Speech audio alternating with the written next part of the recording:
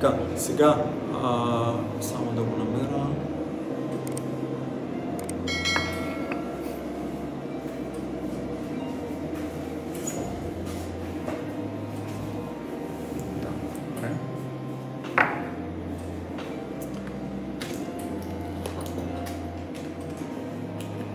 При дегустация на чай има няколко стъпки, които са така базови. Първото е да се запознаете с това как чай изглежда в своето сухо състояние. Затова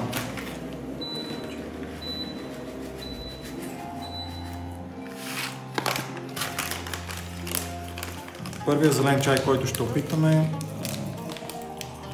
се нарича Минциан и имаше и нещо повече към него в китайското име. Китайците имат специфична номенклатура на чайовете. Аз, поради моето отношение към чая, често им давам имена, които според мен съответстват на енергията им. Този чай съм му дал името Снежна вода. Той ще ви го пусна сега просто да се запознаете с него как изглежда. Хората обикновено се изкушават и да вдишат аромата на чая в сухо състояние. В зависимост от чая, от между 5 и 7 запарки, може и повече.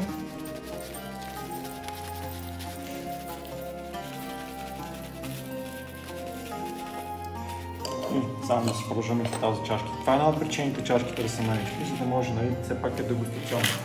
Да може, защото реално вие ще опитате, ако чая как ще се приготви правилно, всяка запарка в някакъв смисъл като различен чай. Малко силно казвам, но така иначе това е различна запарка.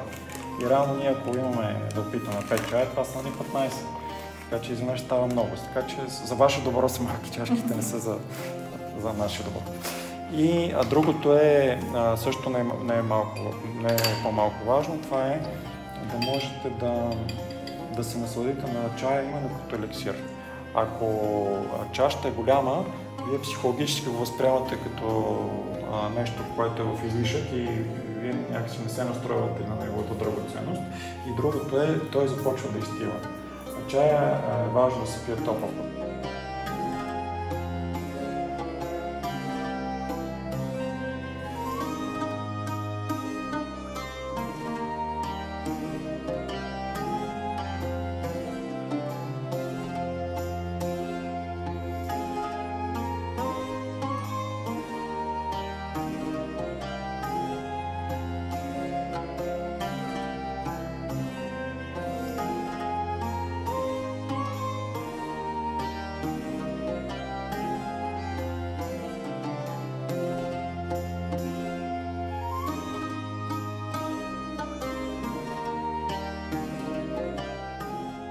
Специфичното при белия чай е, че при него няма целенасочена манипулация на процеса на окисление.